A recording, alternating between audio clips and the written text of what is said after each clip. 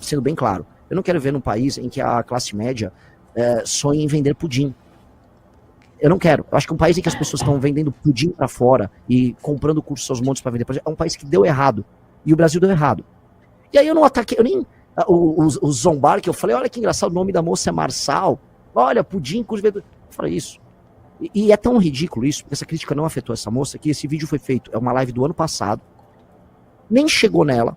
E aí, um ano depois, um cara como o Nando Moura faz um recorte específico, tirando todo o contexto do vídeo. Quando você olha o contexto do vídeo, não tem nada. E aí fala, olha, este cara está atacando uma produtora de pudim, governador. E aí que eu passar da cláusula de barreira. Porque é ali que a gente vai formar e firmar a nossa visão de mundo e a nossa tese. Carol Barbalho. Bom dia, Renan. Obrigada pela disponibilidade. Eu vou me ater aqui aos pontos críticos que eu fiz, né, em relação a você aqui ontem na bancada. A liberdade de expressão é um pilar central do liberalismo, né? Inclusive, o direito ao anonimato pode ser visto como uma defesa ao próprio sistema. Jon Stewart defende, inclusive, que mesmo opiniões falsas devem e podem ser ditas, porque só no confronto de ideias é possível chegar à verdade. Nos Estados Unidos, que é o maior símbolo mundial de liberdade, não existe sequer crime de honra. Ontem eu falei aqui sobre minhas principais divergências contigo, que tem a ver com os episódios recentes de aparente ridicularização e tom de deboche a uma empreendedora que vendia cursos para vender pudins e o doxy feito a uma pessoa que disse, abre aspas, o Renan Santos é um fracasso político. Até o Luciano Huck já teve 2% das intenções de voto em pesquisa, e isso não quer dizer nada. Um sujeito sem família, sem legado, com uma voz fina que não intimida ninguém. Quem disse isso aí? Marcado, foi uma mulher, né? Enfim. Um sujeito sem família, sem legado, com voz fina que não intimida ninguém, marcado por instabilidade, cheio de falas problemáticas sobre mulheres. A primeira propaganda eleitoral com aquele vídeo dele falando da Bárbara e o áudio das ucranianas já teria sido suficiente para queimá-lo de vez. Essa eleição já é do Tarcísio, fecha aspas.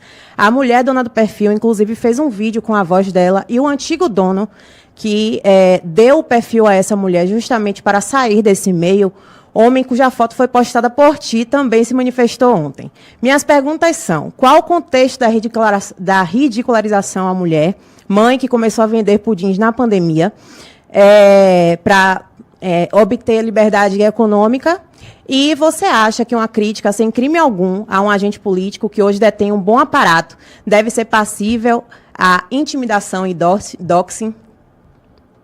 Vamos lá, vou começar da parte mais engraçada, que é a do pudim.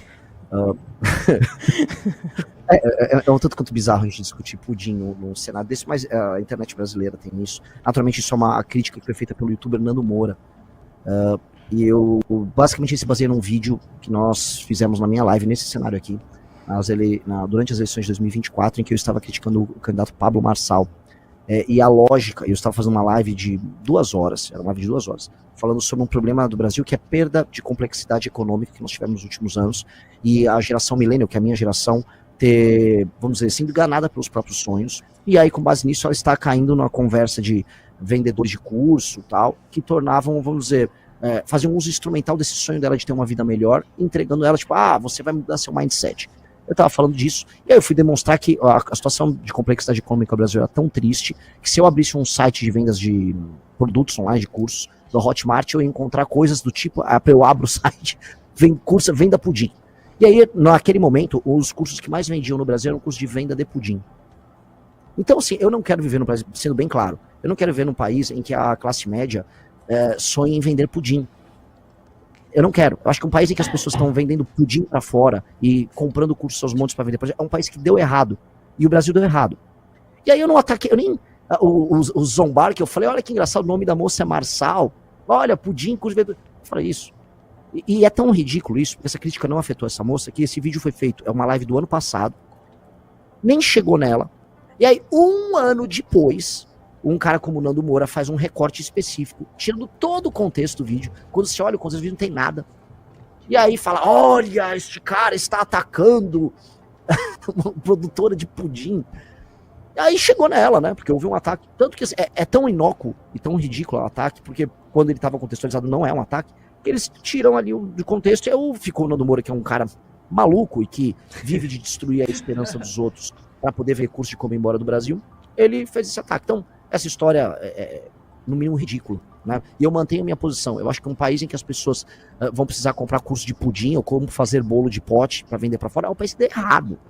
É o país que o Jerônimo quer ir na Bahia, é o país das pessoas permanentemente dependendo, do Estado, e 2, quando vai fazer o empreendedorismo, o microempreendedorismo caseiro, velho, esse país quebrou.